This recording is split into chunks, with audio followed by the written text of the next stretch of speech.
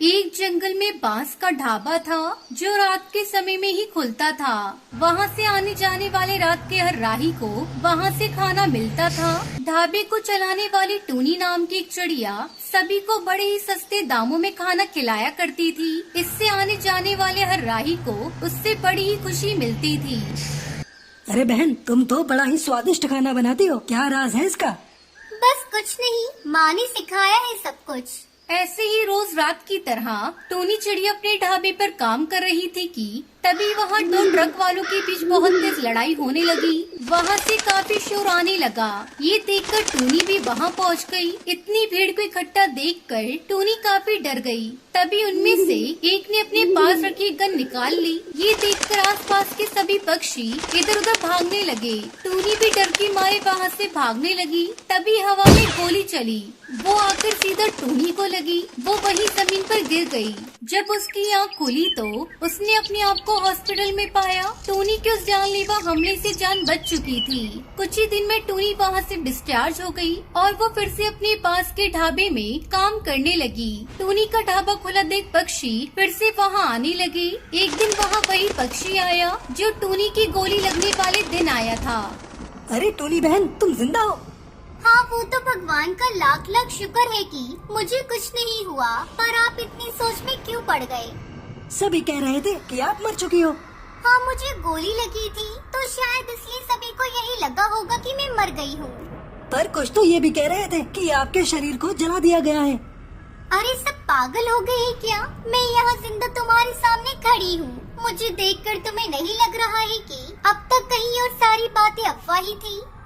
दरअसल वो झूठ नहीं कह रहा था और न ही ये कोई अफवाह थी। असल में टूनी मर चुकी थी और उसे इस बारे में पता नहीं था। वहीं जिस हॉस्पिटल में टूनी का इलाज चल रहा था वो भूतिया चिड़िया की आत्मा का अस्पताल था। लेकिन अपनी मौत को न मानने की वजह से टूनी को वहाँ सभी पक्षी दिखाई दे रहे थे। उसकी बात सुनकर वो पक्षी वहाँ से जा चुका था। जिसके बाद ढाबे पर कई पक्षी खाना खाने के लिए आए। खाना खाते ही सबने उल्टियाँ करना शुरू कर दिया। अरे ये कितना बेकार खाना है टोनी बहन, तुमने खाना चक्कर बनाना बंद कर दिया है क्या? अरे मैंने तो खाना टेस्ट करके ही बनाया था। फिर वो सभी उठकर वहाँ से चले गए। किसी को भी टोनी का खाना पसंद नहीं आया। टोनी अब भूतिया चिड़िया की आत्मा बन चुकी थी, इसलिए उसे अब खाने के टेस्ट के बारे में भी पता नहीं था। जब से उस हॉस्पिटल से आई हूँ तब से कुछ न कुछ अजीब ही हो रहा है। तभी एक चिड़िया की चीखने की आवाज आने लगी। कोई बचाओ मुझे, मेरी मदद करो। वो अपने पास के ढाबे से बाहर की तरफ निकली। चारों ओर सन्नाटा था, लेकिन चीखती हुई आवाज उस सन्नाटे को चीर रही थी कि तभी उसने देखा कि एक चिड़िया भागते हुए आ रही थी और उसके पीछे दो गुंडे भी थे जो चिड़िया का पीछा कर रहे थे। तभी उसने कहा, देख इस चिड़िया को छोड़ दे वरना बहुत बुरा हाल करूँगी मैं तेरा। ये सुनकर गुंडे पीछे नहीं हटे और वो टूनी पर हंसने लगे। तभी टूनी गुस्से से लाल होने लगी और जैसे जैसे उसका गुस्सा बढ़ रहा था वो वैसे वैसे एक भूतिया चिड़िया की आत्मा में बदलती जा रही थी। ये देखकर गुंडों की हवा टाइट होने लगी थी। वहीं पीछे खड़े टुनटुनी चिड़िया भी अब डरने लगी। अब देखो मैं तुम्हारे साथ क्या करती हूँ। तुमने मेरी बात नहीं मानी ना? ये कहकर भूतिया टूनी चिड़िया की आत्मा उन गुंडों को हवा में उड़ाकर खूब मारती है। वो डर के वहाँ से भाग जाते हैं।